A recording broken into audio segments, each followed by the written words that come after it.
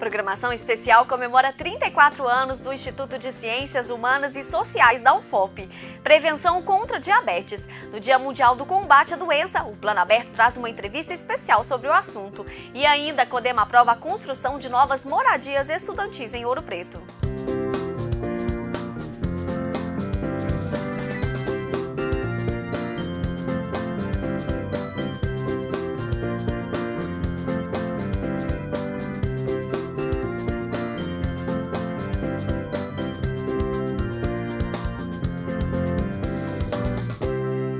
Olá! O CODEMA, Conselho de Desenvolvimento Ambiental de Ouro Preto, aprovou a construção de novas moradias estudantis no bairro Bauxita. A reunião extraordinária que avaliou a proposta da construção da UFOP aconteceu na última sexta-feira. Veja detalhes na reportagem. Serão 15 novas moradias, mais de 290 vagas em repúblicas estudantis federais. O projeto está pronto. A verba, R$6,5 milhões, está garantida pelo governo federal e a empresa responsável por executar as obras já foi licitada. Faltava apenas a liberação do CODEMA. Na reunião, a UFOP apresentou os projetos estrutural e arquitetônico e o laudo técnico com os impactos socioambientais. Esse empreendimento está previsto para pelo menos 3 etapas, sendo a primeira a infraestrutura urbana e dois lotes de casas a serem entregues, para que a gente possa já começar a colocar os alunos para morar e absorver um pouco o impacto que foi criado com a criação dos novos cursos. A reunião contou com a participação de estudantes da UFOP e de moradores da cidade. A próxima etapa é formar uma equipe de trabalho para acompanhar o desenvolvimento do projeto e marcar uma reunião com a comunidade do bairro para esclarecer as dúvidas dos moradores. A grande questão que é colocada por nós, enquanto comunidade, é a convivência nem sempre harmônica entre nós, moradores, com os estudantes que também são moradores, fazem parte da nossa comunidade. Mas nós temos dinâmicas diferentes, né? Nós trabalhamos, tem pessoas que trabalham de turno, tem pessoas que são doentes, tem criança, tem tudo, e é uma comunidade que nem sempre consegue viver harmonicamente com pessoas que têm um outro tipo de vida. Eu sou presidente da REFOP, entrei em contato com o Otávio, que é presidente da ROP, e a gente conversando, a gente viu que é uma necessidade muito grande da gente estar presente aqui, da gente estar levantando nossa bandeira, da necessidade que nós, estudantes, temos de ter moradias estudantis. Também foi aprovado pelo CODEMA o local onde serão construídas as novas moradias. O início das obras depende agora da liberação do alvará pela Prefeitura de Ouro Preto. A previsão de entrega de todas as casas é de 2 anos. O Conselho entendeu perfeitamente a necessidade dessa expansão da universidade e os aspectos técnicos levantados pelo Conselho foram todos dirimidos, né, pelo nosso parecer técnico e as justificativas apresentadas. Trata-se hoje de um momento histórico para a nossa universidade, né?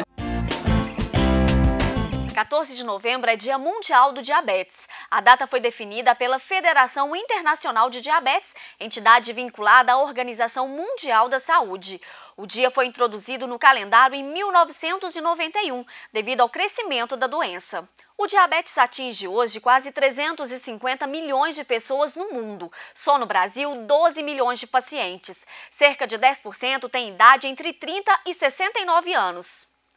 Dados da Secretaria de Saúde de Ouro Preto mostram que no período de abril de 2012 a abril de 2013, 273 casos de diabetes foram registrados, 117 entre homens e 156 casos entre mulheres. O excesso de açúcar no sangue pode, em longo prazo, gerar complicações no funcionamento dos rins, derrames cerebrais, amputações de membros e até levar à cegueira. E para entender como funciona a doença, eu converso agora com a médica especialista no assunto, Maria Tereza Fragoso. Maria Tereza, seja bem-vinda. Obrigada pelo convite. O que é o diabetes? O diabetes é uma doença, na verdade, um quadro, um nome que engloba vários tipos de doenças, certo? E as mais comuns são o diabetes tipo 1 e o diabetes tipo 2, né? Classificados de acordo com a necessidade ou não do uso de insulina. E quais são os principais sintomas da doença, Maria Tereza? Para o diabetes tipo 1, que é o diabetes que aparece na infância e na juventude, os sintomas principais, eles são muito agudos, né? E a criança evolui com muita sede, com desidratação, né? E com muito mal-estar, podendo ser internada no hospital. Então, na verdade, é um diagnóstico bastante fácil. Já para o diagnóstico do diabetes tipo 2, que é o diabetes do adulto, né, que não necessita de uso de insulina, nós temos uma dificuldade muito grande, porque a maioria dos pacientes, na verdade, tem um retardo de diagnóstico de mais de 5 anos, né, fazendo com que a doença evolua de forma ruim. E quais são os fatores de risco? Os fatores de risco da doença estão relacionados, na verdade, a gente divide em dois tipos. O primeiro tipo seria uma tendência genética ao diabetes que você herdaria da sua família, né? Então, se você tem parentes com diabetes mellitus, pais, avós, tios, você deveria se preocupar com o diagnóstico dessa doença. E o outro fator de risco, outros fatores que são modificáveis, seriam fatores como estilo de vida. Alimentação ruim, sedentarismo, tabagismo, obesidade seriam os outros fatores de risco que nós conseguiríamos controlar. O que o paciente deve fazer então? O diabetes tipo 2, que é, na verdade, o principal, porque ele compromete, assim, 90% dos casos de diabetes são por diabetes tipo 2. É uma doença que, como ela tem poucos sintomas, apesar dos sintomas aparecerem, assim, como excesso de sede, uma vontade de fazer xixi o tempo todo, em grande volume, muita fome, né? A maioria das pessoas não atenta para isso, né? Então, o que se deve fazer é procurar, principalmente após os 40, 45 anos, uma vez ao ano, fazer um exame de sangue, né, com taxa de glicose e outras taxas, como colesterol, triglicerídeo, também ajudam no diagnóstico. Como que o SUS, né, oferece suporte a esses pacientes?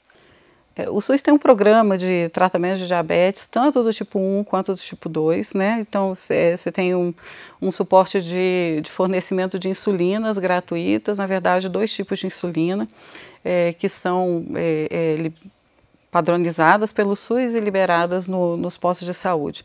E temos também um grupo de medicamentos que pode ser usado, né, também pelos pacientes, também todos liberados gratuitamente. Qual é a melhor forma, então, Maria Tereza, de se prevenir contra o diabetes? A prevenção, a gente divide em 2 tipos de prevenção, né? A gente tem uma prevenção primária, que seria essa mudança de estilo de vida, que é muito falada, né, dos meios de comunicação, inclusive, que é você deixar de ser sedentário, né?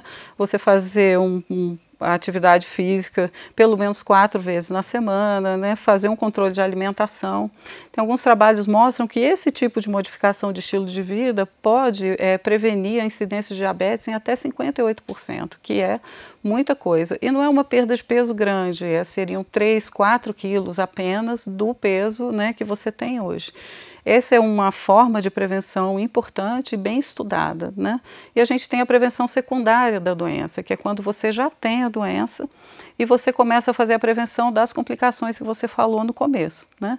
Então você tem que parar de fumar, ter um bom controle de glicose, procurar o médico quando ele diz para procurar, normalmente é uma consulta a cada 4 meses, e fazer o controle da glicemia muito bem, além da pressão arterial e de outros fatores, né, de risco, como aumento do colesterol, do triglicerídeo.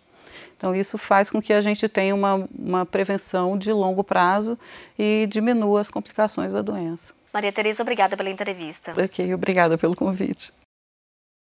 De acordo com a Lei nº 11.347 de 2006, todo paciente com diabetes deve ter acesso a medicamentos gratuitos e materiais necessários para o tratamento.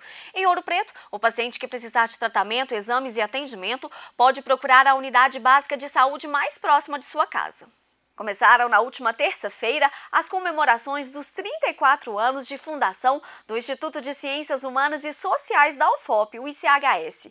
Até o dia 5 de dezembro, uma programação especial contará com palestras, exposições, debates e diversas atividades que tomarão conta do Instituto. Um dos destaques é a mostra ICHS 34 anos nas letras, na história e na educação do Brasil, aberta na entrada do LEIR, o laboratório sobre o Império Romano, que fica no Departamento de História. O ICHS é um dos campi da Universidade Federal de Ouro Preto, localizado em Mariana. As comemorações do aniversário do Instituto serão encerradas no dia 5 de dezembro, com a 2ª edição do Sou Mais Juventude na cidade. A programação completa você confere no site ufop.br. O Plano Aberto fica por aqui. Até o nosso próximo encontro.